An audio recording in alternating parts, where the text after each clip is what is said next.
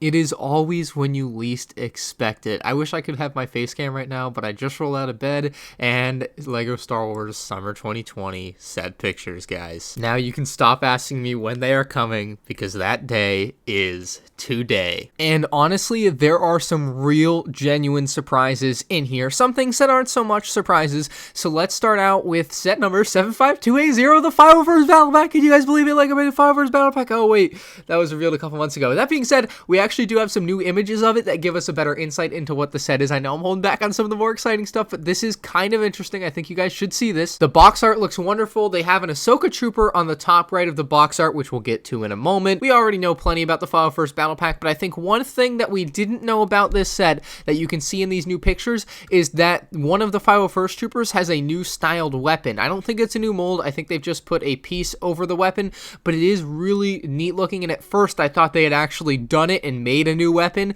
but I think it's just a piece over the regular long rifle, but still neat to see them try something different on this set. Obviously that one, 285 pieces at $30, coming out on August 1st. Now into the more exciting stuff. We have Anakin's Jedi Interceptor here. It's going to be a $30 set with 248 pieces. It's maybe honestly the least exciting set on this entire list. It looks pretty similar, obviously not the same to its predecessor, but it just doesn't excite me the way some of these other sets do. So Anakin's Jedi Interceptor, really more for people that don't already have one. For someone like myself, it's not something I'm too high on, although I'm sure it's actually a very nice, well-rounded set. The AAT Baby, they actually, in my opinion, did a decent job with this, okay? There's obviously going to be people that are going to hate this design, maybe people that are going to love this design. I'm kind of split down the middle on it. I think this is obviously going to be a set that, for people that don't own the original AAT, and maybe more importantly want an AHSOKA and 332nd Trooper minifigure, and I think for that reason I may end up getting quite a few of these for that 332nd Trooper. The AAT itself looks decent. It looks a little bit better, I think, than the 2015 AAT, which we kind of knew it would be in the same size and realm of, so I'm kind of excited to get those and compare the two side by side. I think obviously more importantly, the set does include the Ahsoka Tano and Ahsoka's Clone Trooper. I knew these were coming. Might have seen my tweet from maybe a week or two ago. I tried to hint at it. I think some people picked up on it. The 332nd Trooper, as far as I can tell, looks good. Obviously, our pictures aren't the greatest here. The Ahsoka Tano minifigure is pretty killer as well. I think this will finally bring the price down of the other Ahsokas, because those were certainly getting quite out of hand. But now we have an Ahsoka, we have a 332nd Trooper. The AAT is going to run you $40 for 286 pieces. Next up is a set that I was actually really worried about, and I think I'm very happy with the result of. It is the Knights of Ren Transport ship set 75284 at $70 with 595 pieces. It of course includes the two Knights of Ren and then a Rey minifigure, which is wonderful. So I think we're completing our Knights of Ren collection, and I will say the Night Buzzard looks phenomenal. They killed it. They absolutely killed it. The interior will probably be tight, as you would expect on something like this, but I think as far as the exterior, and for someone like me that's going to put it on the shelf and want to look at it, this looks wonderful. So props to Lego for actually putting together a displayable design, and I'm sure it also has some play features built in. You can see some spring-loaded shooters on the front already, and I'm sure there's other things like maybe a little cockpit in the back, and then of course some interior space in the middle. We just don't have those images yet. So a surprisingly good set in my opinion. It was one of the sets I was the most worried about actually possibly sucking. Next up at 75286, we have General Grievous Starfighter, and this set is going to disappoint for many. For $80 with only 487 pieces, the price per piece, gang, will be out in full force here.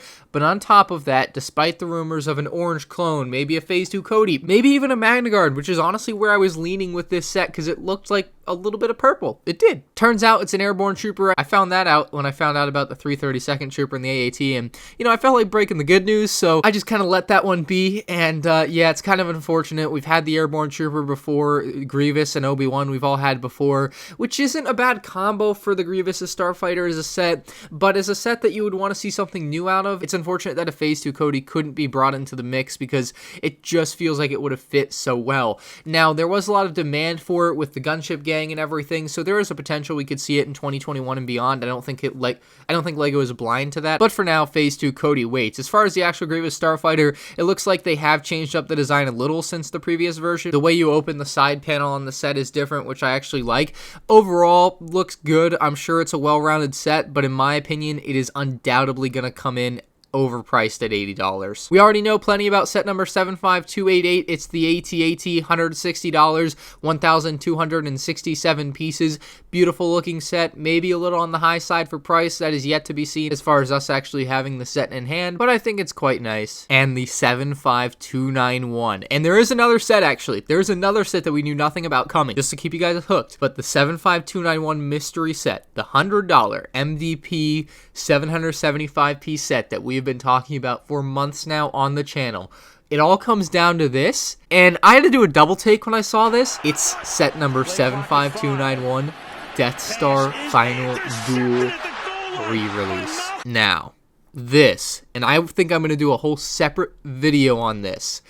This opens up quite the can of worms, and I am very excited about that. It's $100, 775 pieces. The previous version was $80, 724 pieces. Same minifigs, similar build, not the same build, obviously different piece counts, so they have changed up some things and made some things more detailed, and of all the sets I want to do a comparison on, this one may be at the top of the list now. I have to go get my older version out, but oh my god, this is quite the thing for LEGO to have done here. I was not ready for this. And like I said, they did add some things and make it a little bit better in my opinion, and we're gonna have to do a comparison of that, but I was not ready for this to be the store exclusive set for 2020 summer. Need I state the obvious that you'll be getting a Darth Vader, Emperor Palpatine, Luke Skywalker, and 2 Imperial Royal Guards. Those are the 5 figures. I wonder if this is gonna have any type of special box art or anything like that. Obviously that's kind of yet to be seen, because this definitely is a set that is obviously a re-release, but just a little bit scaled up. It's not a remake, it is a re-release in my opinion. Obviously,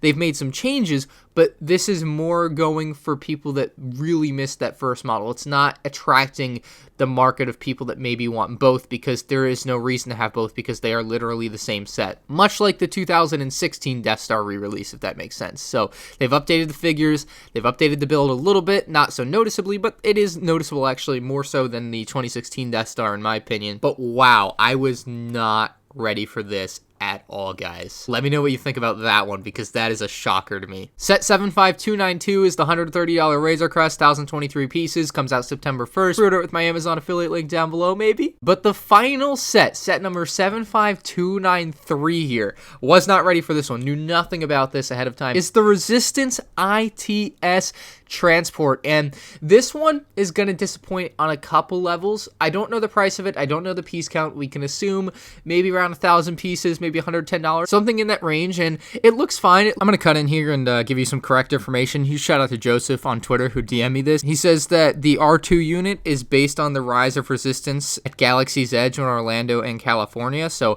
I assume this ship is also seen in that, but just a little more info for you guys, and thanks again, Joseph. I'll say my biggest qualm comes with the minifigures. How are you going to make a set that I'm assuming costs at least $100 and only include 2 minifigures, an astromech droid, and a brick-built figure, which is no different than just putting pieces on the set? To me, the lack of value there for figure collectors is disgusting. Like, could they really put nobody besides Vi Murata, whose name I don't know, and a Lieutenant Beck, who I'm also unfamiliar with because I haven't been on the ride yet, and obviously the astromech and gonk droid?